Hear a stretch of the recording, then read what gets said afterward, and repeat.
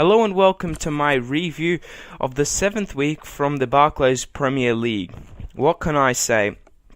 10 absolutely fantastic games, 20 superb teams, and a whole lot of shenanigans that have gone on this week, let me tell you. So, we'll go straight to the Etihad, where Man City took on Everton, and the game finished Manchester City 3, Everton 1. Everton really came out of the blocks flying, Roberto Martinez obviously had his team amped up and they started extremely well. And this was exemplified through, you guessed it, Romelu Lukaku, in which he scored the opening goal. It was a great bit of play by Everton and they continued to kick on. Again, however, it's Manchester City we're talking about at home, so obviously they indeed regathered, and after they scored, I think it was Negredo, scored the first goal, they really never looked back. Aguero, was it a penalty? Was it not? I believe it was. It wasn't. I think Zabaleta was the one that supposedly got fouled inside the box. It wasn't a penalty for me. He went down far too easily. It could have been a clumsy challenge, but I think Zabaleta made the most of it, and really, Aguero shouldn't have scored from the penalty spot. He did, however, and the game finished 3-1 to the good of Manchester City. However, concerns over their captain, Vincent Kompany. He's injured. I'm not sure what type of injury he sustained, but any long periods of time without him in the heart of the defence, and that is not very good for City at all. Moving on to the next game, where Cardiff took on Newcastle, and wow, surprise, surprise for Newcastle fans, a superb win. The game finished Cardiff 1, Newcastle 2. Newcastle, I watched this game, they absolutely dominated the first half. I haven't seen Newcastle play this well since they finished 5th in the Europa League a couple of seasons ago. Their first half was absolutely outstanding against Cardiff, and really, it was all led by their own, the one and only signing this summer through Loic Remy. It was a really good away win for Newcastle. Both the goals that Remy scored were absolute crackers. I suggest you guys go and check that out. But for Cardiff, really, the second half, they did come back. They did try and fight valiantly. They gotten a goal through, I believe it's Peter Odemwingie. However, they couldn't get that equaliser, and they couldn't get a point to salvage before the international break. And for me, really, Newcastle, it's a great away win for them. We'll move on to Craven Cottage, where for Martin Jol, he's kept his job for at least 1 week, it seems, as Fulham beat Stoke 1-0. As I said before, Martin Jol was under extreme pressure, to get results, and to not only get results, but to ensure that Fulham stay in the Premier League. They did. They got a nice 3 points here, and really, Stoke could have had a couple of claims for a few penalty decisions that myself and Mark Hughes must agree on that Stoke were a bit unlucky. However, Fulham, really going forward, they were quite lackluster. They were lucky to get the goal. I believe Darren Bent was the one that scored it. However, it doesn't matter how well you play or how attractive football you play, as long as you get 3 points. That's all that really matters. And for Fulham and Martin Jol, I think that it must be a relief for them that they indeed got the win and got the 3 points. And, I think for Jol, he can hopefully progress and make sure that his team kick on from this, and for his sake that he retains his job at Fulham Football Club. The next game is where Hull City took on Aston Villa, and the game finished Hull City 0, Aston Villa 0. It was quite a lethargic game, let's be honest. However, there was one shining light, and that was the centre-half, Curtis Davies, who in my opinion was man of the match. As I said before, it was a really even game. Steve Bruce even himself in the post-match interview said that really the game was bang on average. So even for him, neither Hull nor Aston Villa really created many chances or many problems for each other. Look, let's be honest. For Villa, it's a great point away from home. They're going to have to ensure that they get as many points away from home as possible. And for Hull, really, looking on the run of form that they had, you could possibly argue a case that really, maybe it was 3 points wasted down the drain. However, in saying that, both these teams were quite even, and I think a 0-0 draw really did just for both teams. at Anfield we'll go now, where Liverpool took on Crystal Palace, and it finished Liverpool 3, Crystal Palace 1. You know, who called the SAS? Because they're fighting, and really, they're arguably two top strikers in the world right now. If you don't know what I'm talking about, the SAS, Sturridge and Suarez, or Suarez and Sturridge, whatever you want to call them, the SAS for Liverpool. Really, in terms of the game, it was clear domination from Liverpool. The first half was absolutely absurd. They just possessed the ball really well and started picking apart Crystal Palace on all facets and all blades of grass of the pitch. And really, if they continue to play like this, I don't see why they can't actually ensure that they achieve a top 4 spot. In saying that, Sturridge and Suarez really are the hottest strikers in the world at the moment. Create chances, score goals, and they went 3-0 up at the half. However, after that, as all teams usually do, they did drop off, and Palace did then push for a goal, and they did get it. I think it was from a set piece where the shortest player on the field, Dwight Gale, scored. I'm not bagging Dwight Gale. I love him as a player, and saw him for Peterborough. He's a good player. But really, Crystal Palace, I'm not 100% sure whether they are going to stay in the Premier League. They don't seem to be on the same level as all the other teams do, and I really fear for their safety. But for Liverpool, probably it should have been a greater scoreline. Should have put Crystal Palace away to bed way early in the half. Probably could have been about 9-0 or something with the chances they created. But then again, they did the job, they did the business, and they got the win. Stadium of Light next, and Sunderland took on Manchester United, and the game finished Sunderland 1, Manchester United 2. Correctly predicted this game, and it was quite an easy game to predict, and the game panned out basically as I thought. I didn't, however, predict that Adnan Januzaj, I believe his name is, was going to score such an amazing brace. I've seen this kid play before for United.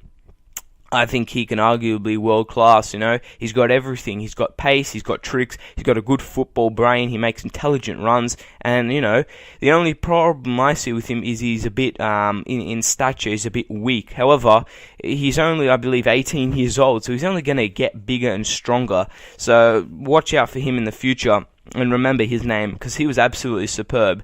Still, as far as United go, they were still lackluster, apart from Januzaj. Really, and maybe Wayne Rooney, they didn't look at all comfortable. They still look a bit iffy under David Moyes. They did get the 3 points, however.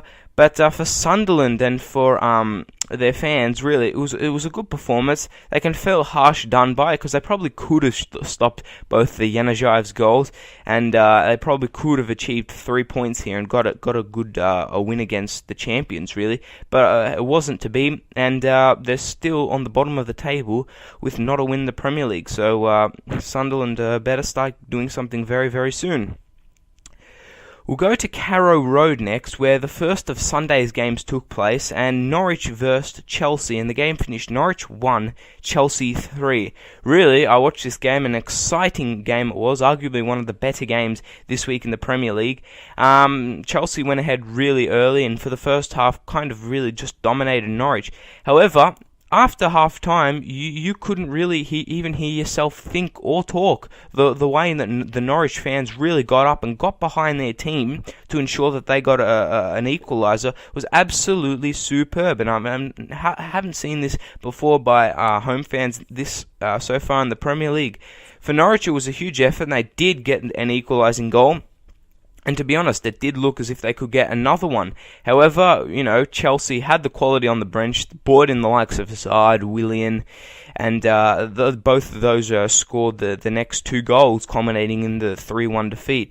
But for Chelsea, it was a bit nervous at times, but look, they're a top quality team. They'll be there at the end, and they did what they had to do against Norwich, who are slipping further and further down the table. St Mary's is next, and Southampton took on Swansea, and again, surprise, surprise, Southampton won 2-0. Really, Swansea had, I think it was 17 chances on target, and they had 17 chances, sorry. I think 9 of them were on target, but they couldn't convert. And this really led to Laudrup saying that Swansea strikers, Michu, Boney, really need to be more clinical in front of goal. As for Southampton, well, really, there was 2 man-of-the-match performances for them. Adam Lallana and Arta Boric were really superb and led Swansea to get the 3 points. Southampton to get the 3 points, sorry. As for Swansea, look, they've had a tough run. They've played so many games already in the first 7 weeks because they've had to do the League Cup duty and the Europa League. So it's possible that they may have felt jaded. But look, there's an international break, and I think Laudrup really needs to get his men to regroup and focused for the next couple of weeks in the Barclays Premier League. Second last game here at White Hart Lane, and arguably this is the biggest shock of them all, where Tottenham took on West Ham, and the game finished Tottenham 0, West Ham 1, 2, 3. That's right, West Ham won 3-0. An unbelievable performance by the Hammers, and this was really culminated and exemplified by Morrison for West Ham, who was absolutely fantastic. He picked out the passes. Him and Diame in the midfield were absolutely superb. Both big, strong. They made those surging runs.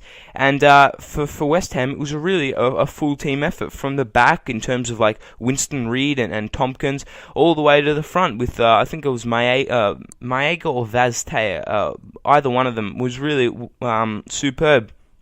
For Spurs, Andre Villas-Boas even admitted himself this is a bit of a wake-up call for them. As I said before, if they're a top-quality team and going to challenge for the Premier League, they need to be winning games like this. And it just shows that maybe he hasn't got the players to gel together this quickly. But trust me, it pains me to say this as an Arsenal fan, but I think even though this is a small minor blip for Tottenham, they'll be thereabouts at the end.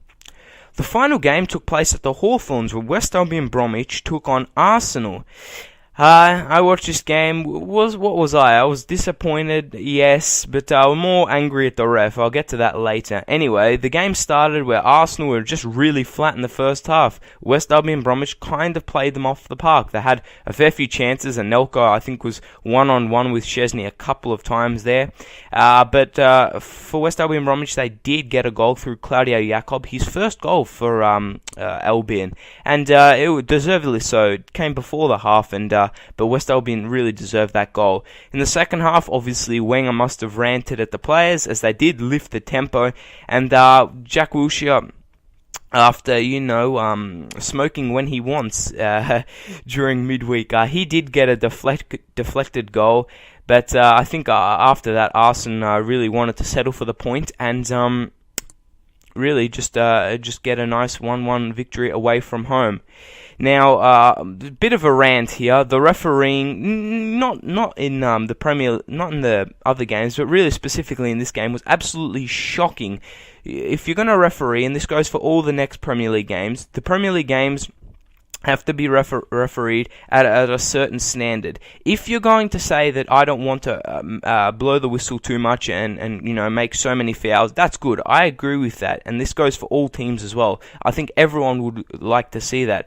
However, in terms of if there is a blatant penalty in the box, as in this game where a tackle was made in behind Wilshere in the box, that needs to be given a penalty. There's no other choice for that. I know you're going to take this hard line, but really that should be a penalty, and that should go for all the other teams as well. So I think some of the referees this season have been a bit iffy, but for me, Mark Clattenburg, that's the guy that you want to be refereeing your team, because he is the best, and kudos goes to him for basically getting every decision that is thrown his way correct. Anyway, after that bit of a rant, here is the live ladder as it stands right now. It won't be changing for the next 2 weeks because, that's right, we're on another international break. Basically, if any of your players are injured for any of your teams, I hope they get better. I hope your team did win this week, because there were some upsets that were caused, and there were some kind of blowouts as well. If your team didn't win, remember, there's always next week or 2 weeks' time, and that's when I'll be seeing you guys for my next video. So until then, take care and goodbye.